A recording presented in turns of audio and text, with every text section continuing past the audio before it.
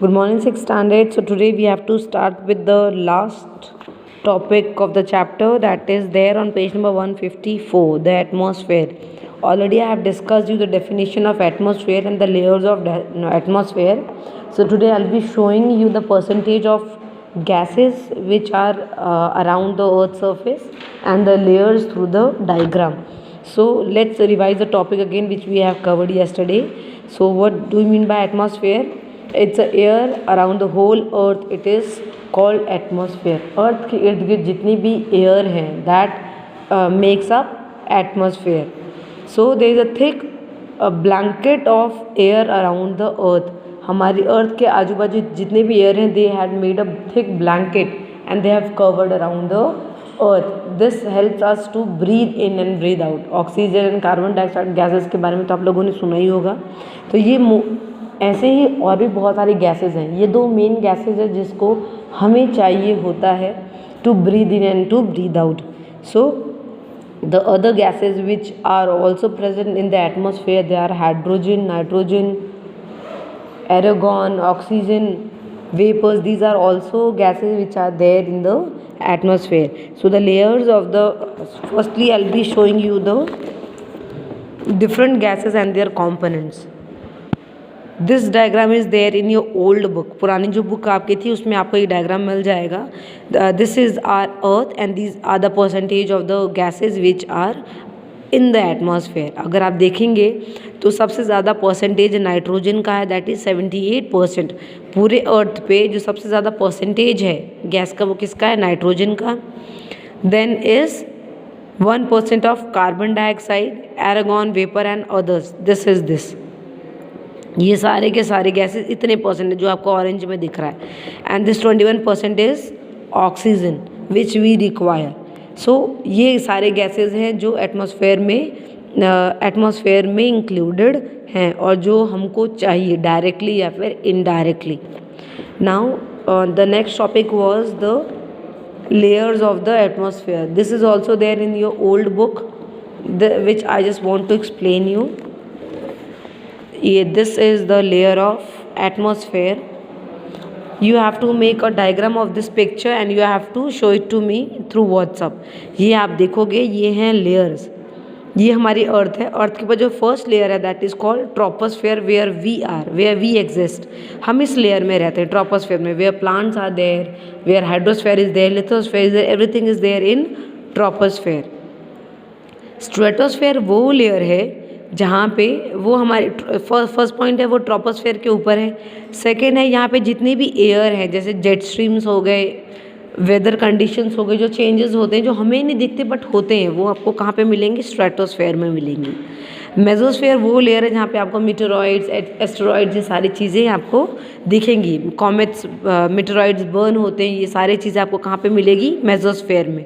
Mesosphere just किसके ऊपर है? स्ट्रेटोस्फेयर के ऊपर. तो इस तरीके से ये लेयर एक दूसरे से लिंक्ड है.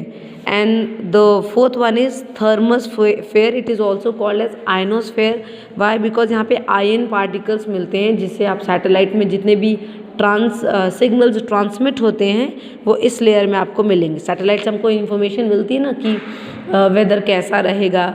जनरली सैटेलाइट्स हैं वो आर्मी एरिया में बहुत हेल्प आउट करती हैं, किस रीजन में क्या तैयारी चल रही है, कहीं कोई न्यूक्लियर पावर प्लांट बना रहा है या फिर कोई वॉर होने वाली है, तो थ्रू सैटेलाइट हमको वॉर पिक्चर्स मिलती रहती हैं जिससे कि हम अलर्ट रहते हैं. सो जितने भी सिग्नल्स हैं सैटेलाइट के वो हमको कहाँ मिलते हैं? Thermosphere. And one more layer is there which is not in this picture is exosphere. ये वो लेयर है और इसके बारे में मतलब ये सबसे टॉप मोस्ट लेयर है. And I think it is also considered as outer space. So that is why it is not mentioned here. So these are the 4 important layers: troposphere, stratosphere, mesosphere, thermosphere and the last one is exosphere. Thermosphere को ionosphere भी कहते हैं. In your new book ionosphere is mentioned. So please do not get कि ma'am ionosphere तो आपने बताया नहीं. This one is there, ionosphere mentioned है. ठीक है. एक्सोस्फेयर एग्जिस्ट ही नहीं करता है. ट्रोपोस्फेयर क्या है? जहाँ पे हम रहते हैं. स्ट्रेटोस्फेयर जहाँ पे वेदर कंडीशंस होती हैं. मेसोस्फेयर वो जहाँ पे कॉमेट्स बर्न होते हुए आपको दिखते हैं. आयनोस्फेयर वहाँ पे जहाँ सैटेलाइट्स हैं एंड थर्मोस्फेयर वो है जहाँ पे हमको सिग्नल्स वगैरह मिलते हैं, एंड दिस इज एग्जैक्ट वो आउटर स्पेस है जो हम कभी मैंशनड ही नहीं है. So these are the layers. Again I am showing you the picture. Please form this picture in your notebook where you will mention the layer of the atmosphere. जहाँ भी आप लेयर ऑफ द एटमॉस्फेयर अगर question है तो आप यही diagram बनाएंगे. So please practice this diagram. Okay. Composition of atmosphere we have just finished it off, and last is importance of atmosphere. Atmosphere हमारे लिए क्यों ज़रूरी है. Now atmosphere अगर हवा नहीं होगी तो क्या breathe कर पाएंगे क्या? It is very impossible for us people to breathe in and out without oxygen or without carbon dioxide. बिना सांस के हम जिंदा नहीं रह सकते. So it is very much required. So atmosphere also help in the movement of water. एक तो हमारे लिए ज़रूरी है ऑक्सीजन के ब्रीदिंग के लिए. Second, movement of water. Okay, so first is वो हमको ब्रीदिंग में हेल्प करता है, एंड सेकेंड वाटर, ये वाटर मूवमेंट में भी हेल्प करता है. नाउ जो वाटर साइकिल अगर आपने फिर स्टैंडर्ड में पढ़ा होगा, वाटर क्या बनते हैं, वेपर बनते हैं, क्लाउड्स फॉर्म होते हैं, एंड देन बारिश होती है, तो ये उसमें भी हेल्पफुल होता है. शॉर्ट डेफिनेशन में आप लिख सकते हैं it is helpful in causing rainfall also. Third point is that the air in the atmosphere forms current due to uneven heating and motion of the earth. Uneven heating मतलब क्या होता है, आपको पता है, जो वेपर हैं क्लाउड्स में जाएंगे, ठंडा करेंगे, फिर बारिश होगी, बारिश से ज़मीन क्या होगी, ठंडी होगी, फिर धूप आएगी, फिर गर्म होगा, तो ये होती है uneven heating. And because of the atmosphere this happens. Atmosphere क्या है, दिन प्रतिदिन चेंज होता रहता है. वेदर कंडीशन जो हैं वो स्ट्रेटोस्फेयर में चेंज होते थे, कभी ज़्यादा गर्मी होती है, कभी ज़्यादा ठंडी होती है, तो लैंड क्या होती है, गर्म ठंडी होने लग जाती है. This is uneven heating. So it also affects the uneven heating and motion of the earth, and these are the importance of atmosphere. The last topic which we are going to cover, it is on page number 155, that is biosphere. Bio means biodiversity, where we have different kinds of plant, animals.